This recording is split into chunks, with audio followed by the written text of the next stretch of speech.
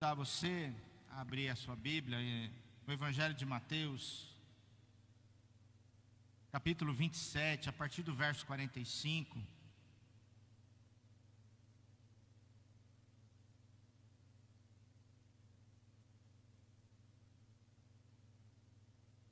Evangelho de Mateus 27, verso 45. A linguagem que eu uso da minha Bíblia na tradução é a Nova VT. Pode haver alguma diferença aí de troca de palavras, mas sempre o sentido é o mesmo. Se você encontrou, diga graças a Deus. O texto diz assim: ao meio-dia desceu sobre toda a terra uma escuridão que durou 3 horas. Por volta das 3 da tarde, Jesus clamou em alta voz: Eli, Eli, lama sabachthani, que quer dizer: meu Deus, por que me abandonaste? Alguns dos que estavam ali pensaram que ele chamava o profeta Elias. Um deles correu, ensopou uma esponja com vinagre e ergueu num caniço para que ele bebesse. Os outros, porém, disseram: esperem, vamos ver se Elias vem salvá-lo. Verso 50, então Jesus clamou em alta voz novamente e entregou o seu espírito. Naquele momento, a cortina do santuário do templo se rasgou em 2 partes, de cima até embaixo. A terra estremeceu, rochas se partiram, sepulturas se abriram. Muitos do povo santo que haviam morrido ressuscitaram, saíram do cemitério depois da ressurreição de Jesus, entraram na cidade santa de Jerusalém e apareceram a muita gente. Amém? Só até aqui, irmãos. Eu quero compartilhar um texto aqui com os irmãos acerca da palavra de Deus. Quando nós olhamos esse texto, irmãos, que discorre sobre a morte de Jesus, nós podemos observar algumas circunstâncias que estão acontecendo aqui, alguns sinais que são visíveis. Um dos sinais é que Mateus vai registrar que há uma escuridão em pleno meio-dia. Um outro sinal que ele vai registrar aqui é que a terra vai estremecer, as rochas vão se partir. Ele vai também registrar algo muito importante, porque ele vai dizer que sepulturas se abriram e muitos do povo santo que haviam morrido ressuscitaram. E ele também vai registrar que o véu do templo se rasgou de cima a baixo. Todos esses sinais, se nós pudéssemos nos debruçar, eles apontam para algo. Mas eu quero aqui nessa noite com os irmãos compartilhar acerca do véu do templo que se rasga de cima a baixo e o que ele significa e qual é a mensagem que há nessa ação que é feita não por mão de homens, mas que é feita diretamente pelo próprio Deus. O véu do templo, ele foi rasgado de cima a baixo. Para nós entendermos, o véu era uma cortina, semelhante a uma cortina, que ficava dentro do templo ou do santuário. E essa cortina, ela fazia uma separação entre um lugar que era chamado Santo Lugar e um outro lugar que era chamado Santíssimo Lugar. Esse véu foi criado a partir de uma instrução do próprio Deus. Não é uma invenção humana, mas é uma ordem de Deus. E esse véu, ele tem como objetivo na sua criação fazer justamente essa separação entre um lugar e outro. O lugar que é chamado Santíssimo Lugar é onde estava ou repousava a arca do Senhor, a arca da aliança. E aquela arca, ela era a representação, o lugar da presença de Deus. Esse véu, então, é estabelecido pelo próprio Senhor. Mas sabe, esse véu, irmãos, ele é estabelecido para Deus para que haja essa diferença. Porque este lugar que é onde habita a presença de Deus, esse lugar onde está a arca, não deveria ser um lugar acessado por qualquer pessoa a qualquer momento. O véu, ele é criado justamente para que haja essa separação. E ali vai mostrar que, a Bíblia vai nos dizer que somente um homem, num determinado tempo do ano, somente ele poderia adentrar essa cortina e se achegar ali ao Santíssimo Lugar, aonde está a arca da presença de Deus. E eu quero que a gente já pense nisso. Nós podemos aqui pensar que toda a terra pertence ao Senhor, amém? A Bíblia diz claramente, os salmistas declaram isso, toda a terra e tudo que nela há pertence a Deus. Não há um só lugar onde Deus não possa estar. A terra, o salmista vai dizer também que é escabelo dos seus pés. Mas a Bíblia nos mostra, irmãos, que há um lugar específico aonde Deus não só está presente, mas manifesta a sua presença. Esse lugar é o Santíssimo Lugar, onde este véu fazia esta separação. Então, embora toda a terra esteja diante de Deus, Deus esteja em todos os lugares, há um lugar específico, onde Ele manifesta a sua presença. E esse véu era justamente esse muro de divisão, e nós vamos ver isso com mais calma. Mas esse lugar, essa cortina que fazia essa separação da presença de Deus, para que a gente possa entender então melhor, irmão, esse significado e o que a palavra de Deus está anunciando com esse véu sendo rasgado, nós devemos fazer um panorama aqui breve, rápido, irmãos, sobre a história bíblica, construir essa unidade. Porque se nós estamos falando de um lugar onde a presença de Deus se manifesta, mas eu também estou te dizendo que havia uma separação, e que nós não poderíamos acessar esse lugar. Irmãos, quando nós olhamos para as Escrituras, desde Gênesis até Apocalipse, nós vemos algo que está muito claro lá. Desde a criação até a consumação, passando por cada livro, algo que está muito claro: Deus é o Criador de todas as coisas. Mas não só Criador, Ele criou e Ele sempre teve intenção, desejo de se relacionar com a criação. Deus não é um Deus apenas que cria, Ele não é um Pai apenas que gera, mas é um Pai que cria, que gera e que cuida, e que quer se relacionar, e que quer ter um contato e um relacionamento. Isso está muito claro desde o início da Bíblia. Quando nós lemos lá em Gênesis capítulo 3, verso 8, a Bíblia vai nos dizer que Deus, Ele vinha no jardim do Éden para se relacionar com a sua criação, com Adão e Eva. Você conhece a história? Deus criou o mundo, mas também criou nesse mundo um espaço físico, geográfico, que a Bíblia chama de Jardim do Éden. E dentro desse jardim, Deus colocou a sua criação, o homem e toda a criação. Colocou a mulher posteriormente. E a Bíblia vai dizer que nesse espaço geográfico, nesse jardim, Deus vinha e se relacionava com a sua criação. Falava com a sua criação, se comunicava com ela. E eu acho lindo, irmãos, a ideia de que Deus fala conosco. Porque imagina, Deus o Todo-Poderoso, para Ele se comunicar conosco, sabe o que Ele tem que fazer? Ele tem que descer para falar a nossa língua. Ele tem que descer para falar a língua que nós entendemos. É maravilhoso a Escritura, porque é Deus falando na língua dos homens, na língua que a gente entende. Sabe, irmãos, quando você vai conversar com uma criança, eu aprendi isso. Quando você vai conversar com uma criança, você nunca conversa de cima para baixo com ela. Você agacha, se ajoelha e olha no olhinho dela e começa a falar com ela, porque dessa maneira o que vai acontecer? Ela vai entender o que você está falando. A impressão que tenho é que Deus fez exatamente isso.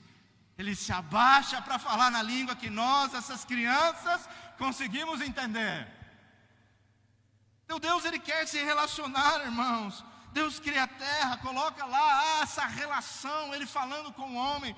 Mas eu e você também conhecemos o que acontece em Gênesis capítulo 3. Essa criancinha cuidada, relacionando com o pai, nada ela tinha falta, não podia reclamar de nada, tinha provisão de tudo.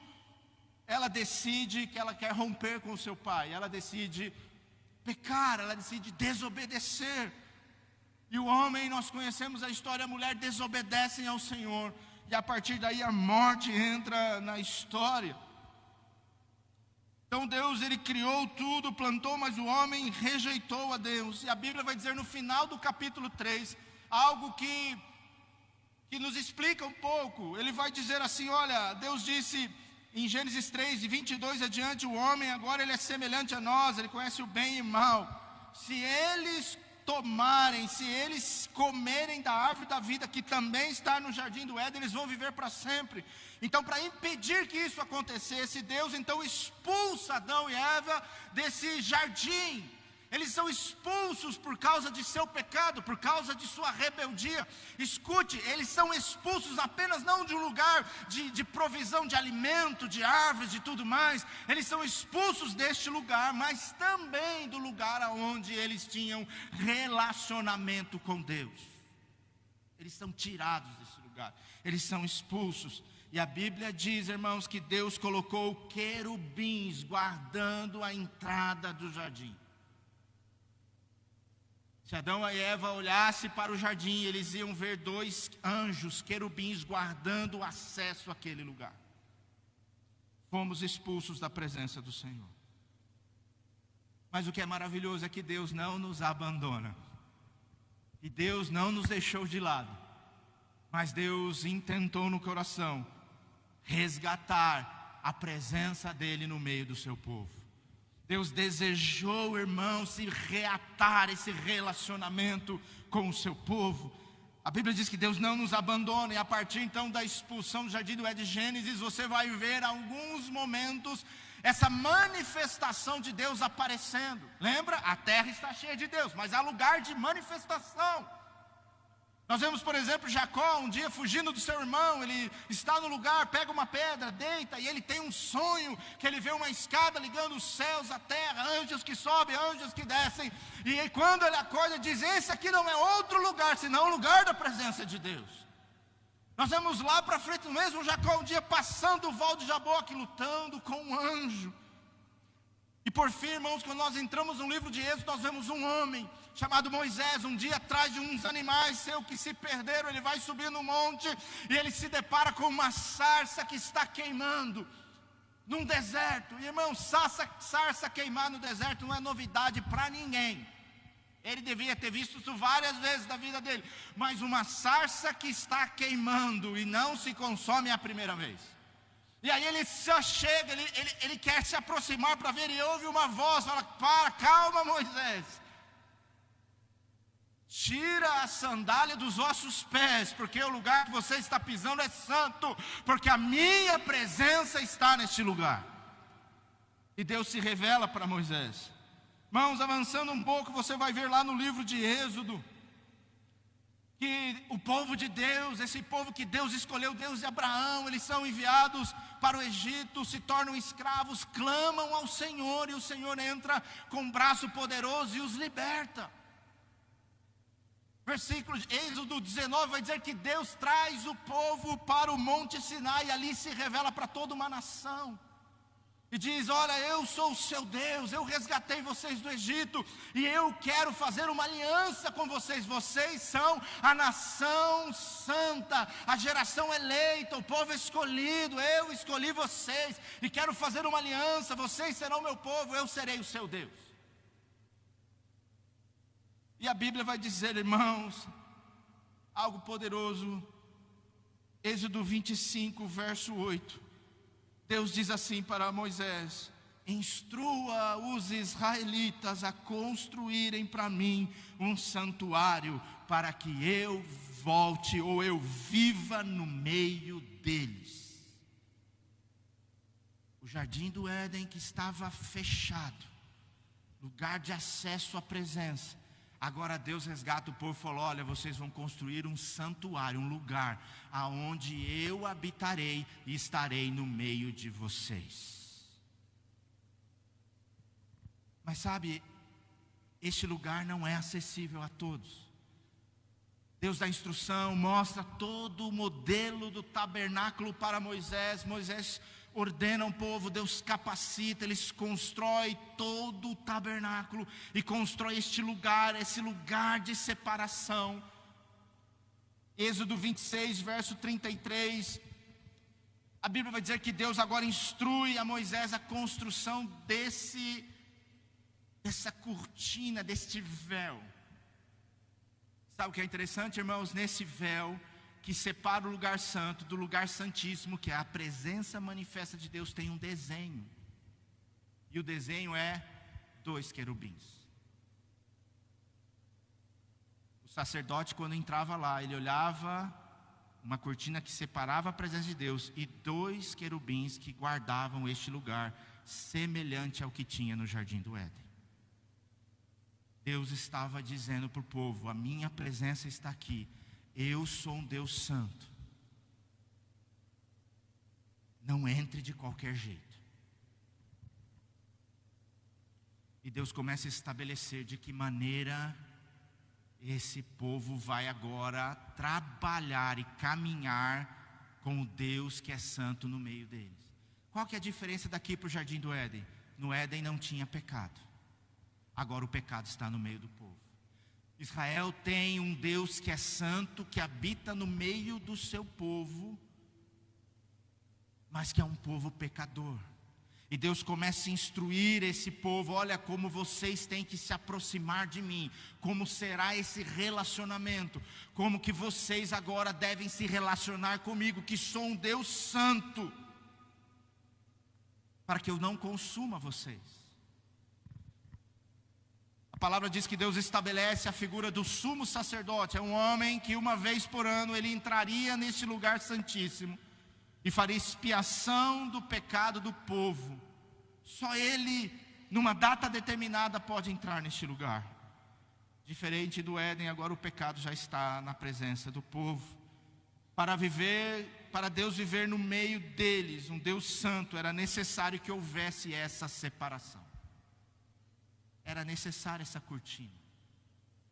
Era necessário essa proteção da presença manifesta, porque o pecado estava no meio do povo. Olhe para mim, mais uma vez, Deus está em tudo, mas naquele momento a presença manifesta está atrás daquela cortina. Esse modelo, irmãos, ele é reproduzido desde Êxodo em todo o Antigo Testamento. Quando Salomão constrói o seu templo, reproduz o modelo do Santíssimo, separado pela cortina.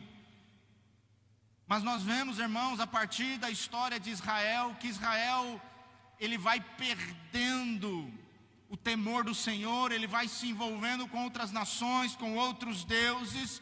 E quando nós chegamos, irmãos, no livro de Jeremias, nós entendemos ali que Deus permite uma outra nação vir, tomar Israel, como capturar Israel, adentrar Jerusalém e destruir o templo. Por quê? Porque Israel estava desconsiderando Deus, adorando outros deuses, dando as costas para Deus. E quando nós chegamos e lemos o livro de Ezequiel, nós vemos Ezequiel tendo uma visão. Ezequiel tem a visão de que a glória de Deus já havia saído do templo. A glória não habitava mais naquele lugar que lá no Êxodo foi estabelecido. A glória tinha saído, por isso que os inimigos adentraram. Quando nós chegamos no livro de Esdras, nós vemos que o povo de Israel retorna, reconstrói o templo. Mas algo já tinha acontecido, irmãos. O que eu gosto de chamar de uma mudança de eixo. Deus agora não está habitando no Santíssimo a partir de toda essa dinâmica dessa história. Deus escolhe não habitar mais nesse santíssimo lugar. Quando você lê Êxodo, você vê que Moisés acabou de construir o templo, a glória de Deus desceu. Quando você lê lá em 1 Reis, Salomão acabou de construir o templo, a glória desceu. Quando você chega no livro de Esdras, de Ageu, e o povo acabou de reconstruir o templo, o livro não fala que a glória desceu. Há uma promessa em que Ageu diz: olha, a glória da segunda casa será maior do que a primeira. Mas aí, irmãos, nós chegamos no Novo Testamento, e eu gosto de falar dessa mudança. O eixo parece que muda. Deus agora não vai derramar a sua presença manifesta num espaço físico, mas Deus agora derrama a sua presença manifesta numa pessoa. E essa pessoa nasce numa manjedoura, é uma criança, mas ela já está cheia da glória de Deus. E o nome dela é Jesus. Perceba, agora já não é a presença de Deus no espaço, é a presença de Deus numa pessoa. Por isso que Paulo, irmãos, quando ele vai escrever o livro de Colossenses, capítulo 1, verso 15, ele vai dizer: o Filho é a imagem do Deus invisível e é supremo sobre toda a criação. Jesus é a presença do próprio Deus que habitou no meio dos homens, caminhou no meio dos homens. É a glória de Deus. É por isso que os anjos, quando a criança nasce, os anjos visitam alguns pastores, e ali é uma cantata maravilhosa registrada no livro de Lucas, porque o Filho de Deus nasceu, a glória de Deus se manifestou. Mas, irmãos, eu quero falar ainda sobre outra mudança. E agora, perceba, nós vamos falar sobre o que é o véu se rasgar. Lembra, o véu era o lugar de separação entre a presença de Deus e um povo pecador. Então havia um problema. Lá em Êxodo, o sumo sacerdote, ele não entrava de qualquer jeito também não. Ele entrava levando sangue de uma expiação. Ele aspergia o sangue sobre a tampa da arca, que era o lugar da expiação dos pecados. Então a questão é que o pecado está operando. Mas, irmãos, quando Jesus brada naquela cruz e morre, a Bíblia diz que o véu do templo se rasga de cima a baixo. Então, o que aconteceu? O que a Bíblia está dizendo, irmãos, é que o problema do pecado foi resolvido naquela cruz. João, ele entende isso, irmãos, lá na primeira carta, capítulo 1, verso 7, na parte final, ele diz: e o sangue de Jesus, seu Filho, nos purifica de todo o pecado.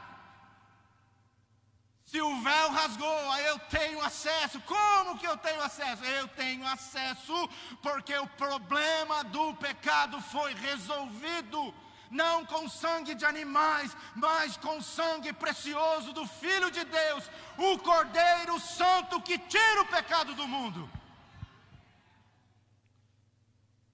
Nós não morremos mais. O crente em Cristo Jesus, ele não morre quando entra na presença do Senhor, porque ele tem sobre ele aspergido o sangue do Cordeiro. Pode rasgar, véu, rasga mesmo, porque tem um povo para entrar. A questão foi resolvida. Irmãos, eu costumo dizer, eu não sei, você deve estar com alguns problemas aí na sua vida ultimamente, sim ou não? Tem alguém aqui sem problema? Estende a mão que no final do culto eu vou te procurar para você orar por mim. Temos problemas. Talvez você olhe para o problema e fale: é difícil, é complicado. Talvez eu possa dizer: é o maior problema da minha vida, pastor, que eu enfrentei na minha vida. Mas deixa eu te dizer, o maior problema que nós tínhamos já foi resolvido na cruz. Não é falta de dinheiro, não é doença, não é problema no casamento, não é nada. O nosso maior problema é que nós estávamos afastados da presença de Deus. É porque a ira de Deus repousaria sobre nós, mas ela não caiu sobre nós, ela caiu sobre o Filho de Deus naquela cruz. O nosso maior problema foi resolvido. Então estende as tuas mãos agora e dá um glória a Deus, meu irmão. Você não tem problema. E eu não estou sendo coach aqui não, eu sei que você tem. Mas você não tem problema sério mesmo, irmão. Sabe quem está com um problema muito sério? As pessoas que precisam ouvir sobre Jesus. Essas pessoas têm um problema sério. Há uma inimizade terrível delas para com Deus. E Deus está confiando a você, igreja, uma mensagem poderosa para dizer para essas pessoas que o problema foi resolvido e que agora elas podem ser amigas de Deus. Você está aqui, diga graças a Deus. O problema foi resolvido. Eu posso acessar a presença, porque o pecado foi resolvido. Lembre, por que o homem, Adão e Eva, foi expulso do jardim? Porque ele não poderia acessar a árvore que dava vida. Mas agora nós acessamos a vida. Evangelho de João, capítulo 6, no verso 54, Jesus diz assim: mas quem come a minha carne e bebe o meu sangue terá vida eterna. E eu ressuscitarei no último dia. Pois a minha carne é a verdadeira comida e o meu sangue é a verdadeira bebida. Quem come a minha carne e bebe o meu sangue permanece em mim e eu nele.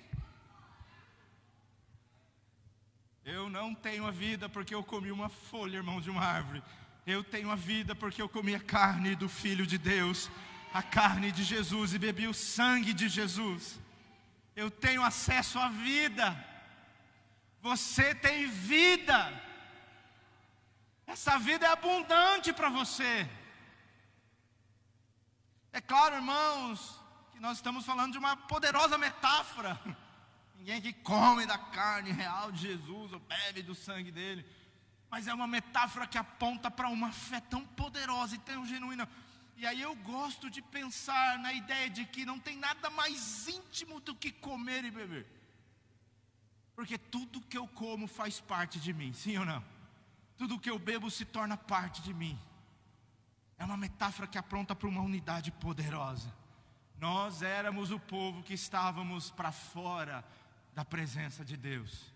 Nós éramos aqueles que olhavam o jardim, tira querubins proibindo a nossa entrada. Nós olhávamos para o tabernáculo e não acessávamos a presença de Deus. Mas agora nós temos acesso à presença de Deus, porque o véu foi rasgado. Mas não é só isso. Se o santíssimo lugar era o lugar onde geograficamente a presença de Deus estava ali, quando o véu foi rasgado, nós podemos também dizer que ela sai dali. O rasgar do véu significa que a presença de Deus não está limitada a um ambiente mais. Agora o local da habitação, da presença manifesta de Deus não é um prédio formado por mãos humanas. Paulo escreve a 1 Coríntios capítulo 6, verso 9: vocês não sabem que o seu corpo é o templo do Espírito Santo, que habita em vocês e lhe foi dado por Deus. Vocês não pertencem a si mesmos. Jesus diz algo no Evangelho de João, no seu último bate-papo, nas suas últimas instruções com seus discípulos antes da sua morte. No capítulo 16, verso 7, ele diz assim: mas na verdade é melhor para vocês que eu vá, que eu morra, porque se eu não for, o encorajador não virá, e se eu for, eu o enviarei a vocês. Atos capítulo 2, o Espírito Santo é enviado. Não agora no templo de Herodes, no lugar santíssimo, mas agora no corpo de Cristo, em todos aqueles que declaram Jesus como seu Senhor e Salvador. A presença manifesta não está num espaço, não está em uma pessoa apenas, mas está em todo o corpo de Cristo, em todo crente que confessa e crê em Jesus. Mas eu quero te fazer uma pergunta. Talvez você olhe para mim e diga: pastor, muito legal, mas tudo isso eu sei. Glória a Deus. A pergunta que eu quero dizer para você, nasce de uma reflexão minha, né? É que se Deus está tão perto, por que eu não sinto a presença? Por por que que essa realidade, por vezes, dias, semanas e anos, é tão distante? Eu quero falar com você hoje, que tem sentido um vazio no coração, um distanciamento de Deus. Você que talvez em algum momento buscou a Deus intensamente, tinha um relacionamento, a presença de Deus era real, você entrava no seu quarto, chorava, lia as escrituras, via Deus falando com você. Mas o tempo vai passando, as coisas vão acontecendo, as dificuldades vão surgindo, e aquele lugar cada vez parece que Deus enfiou um querubim lá e que a gente não entra mais lá. A gente não tem mais tempo. A gente não tem mais disposição. Às vezes somos uma geração de gente tão cansada. Às vezes pode ser um sentimento. Parece que nós estamos aqui, Deus está tão distante, só lá de cima contemplando a gente, mas imóvel.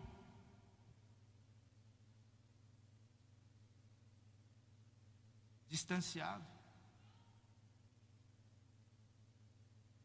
Mas, irmãos, não é isso que a Bíblia diz. A Bíblia não fala isso. E eu quero ler eu não vou ler o texto, eu vou fazer essa citação para a gente economizar tempo. Acredito que o que tem faltado para mim, para muitos aqui, lembra, Deus está tudo. Deus está aqui? Sim ou não? Quem tem certeza que Deus está aqui hoje?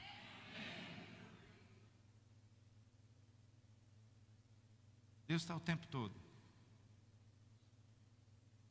Mas o que tem faltado para nós é discernir a presença dEle. Eu quero citar um texto que depois você pode ler na sua casa, o Evangelho de Lucas, capítulo 7, do 36 ao 50, eu não vou ler. Esse evangelho, essa história, irmãos, que Lucas descreve, ele vai falar sobre Jesus sendo convidado para ir à casa de um fariseu, para jantar. Quando o Senhor Jesus chega nesta casa, o nome do fariseu é Simão. Simão o recebe, ele se assenta à mesa, há algumas pessoas ali. E o texto é muito claro em nos mostrar que Simão está recebendo Jesus, mas com um olhar de querer julgá-lo e de conhecer e de ver quem é esse cara. Quem é esse rabi? Ele é um fariseu. E a Bíblia mostra que eles estão lá, irmãos, quando entra uma pessoa que Lucas vai chamar de uma mulher pecadora. Ela não tem nome. Essa mulher, ela não faz outra coisa a não ser se lançar aos pés de Jesus.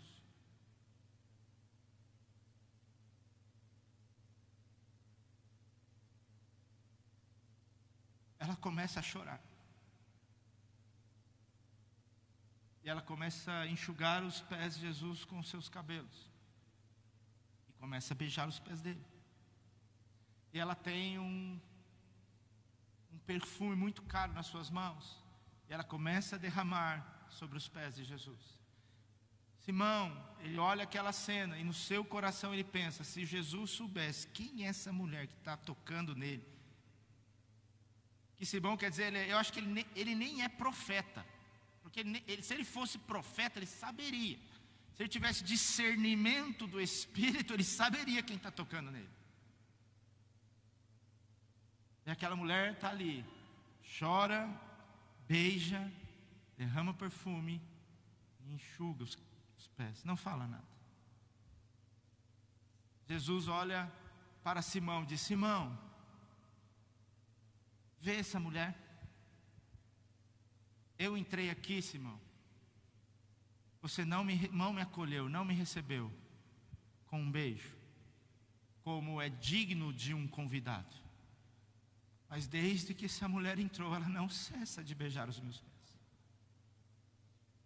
Simão, eu entrei aqui, você não lavou os meus pés. É digno de um convidado ser recebido. Mas essa mulher não cessa de molhar os meus pés com suas lágrimas e enxugar com seus cabelos.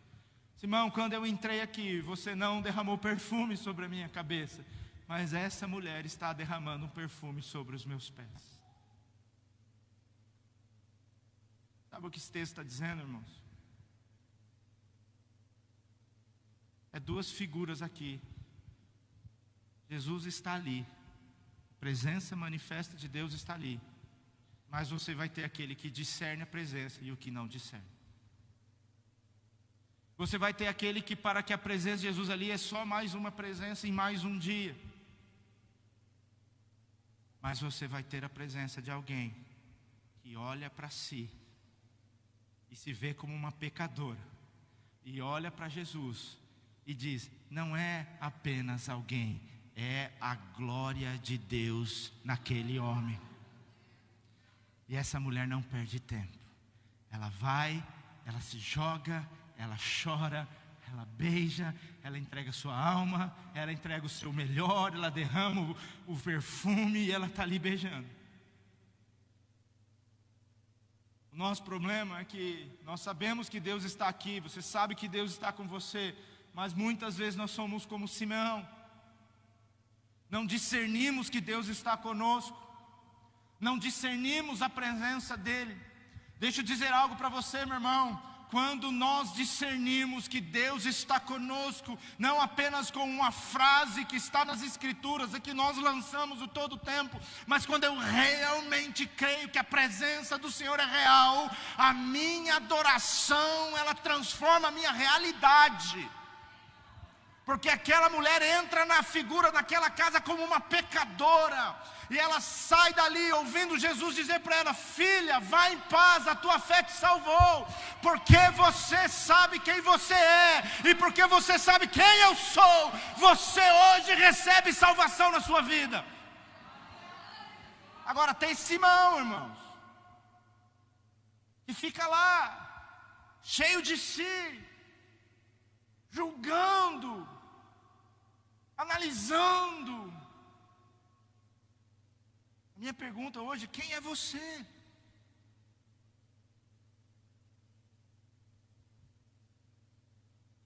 Você não foi chamado para ser Simão, irmão. Você foi chamado para derramar o seu coração.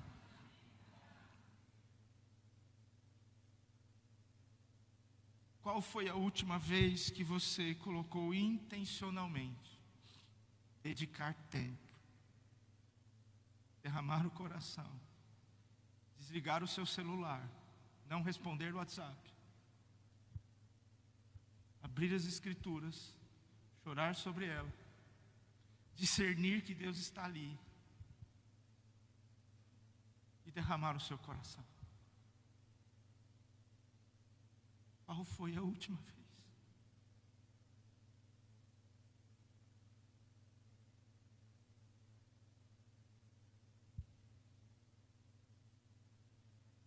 Qual foi a última vez que entramos no nosso quarto, fechamos a porta e oramos ao nosso Pai em segredo? E esse Pai que nos observa em segredo te recompensou. Qual foi a última vez que você não viu o tempo correr porque você estava diante dele?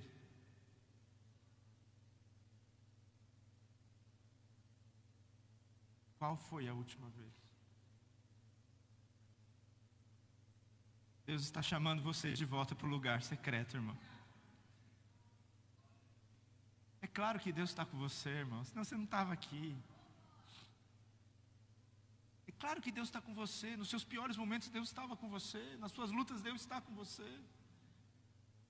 Essa não é a questão, Deus não te abandonou. A questão é: qual a última vez que você discerniu realmente a presença dEle? Realmente. O Deus da criação está aqui. O meu Senhor, o meu amor, o meu mestre, o meu Salvador está aqui.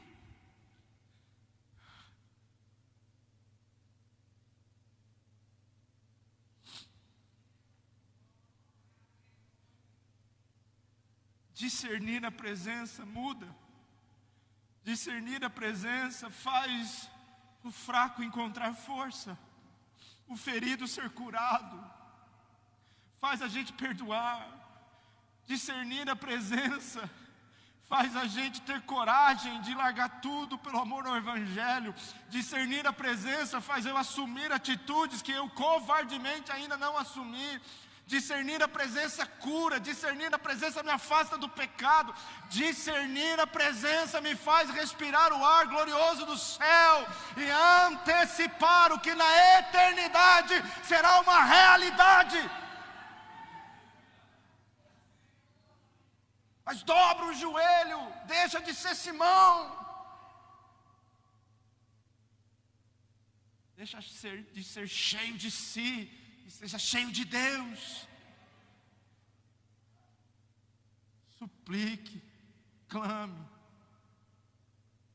ame ao Senhor teu Deus de todo o teu coração, de toda a tua alma, com todas as tuas forças, com todo o teu entendimento.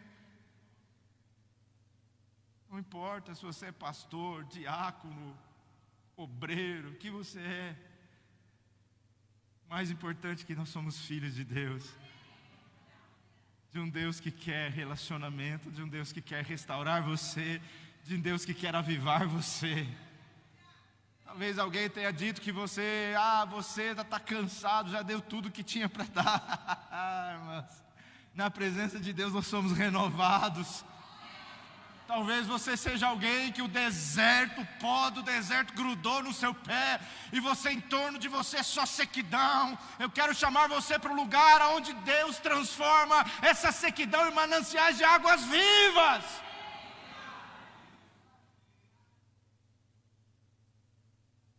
Esse lugar é na presença dEle. É amando Jesus, é discernindo Ele, é abrindo o coração para Ele. Eu quero chamar você e convidar você a orar comigo nessa noite, amém? Mas não orar, irmãos, eu quero chamar você a rasgar o coração realmente. Para que a partir dessa noite, para alguns aqui que estão nessa sequidão, a história comece a uma mudança profunda. E você comece a desfrutar da presença gloriosa do Senhor. Amém? Você pode se colocar de pé?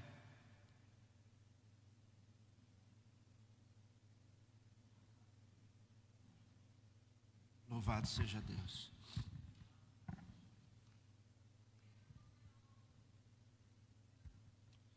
Aleluia. Sim, estamos num lugar com muitas pessoas.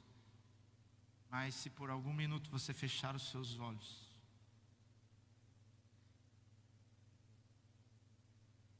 discernir que Ele está aqui,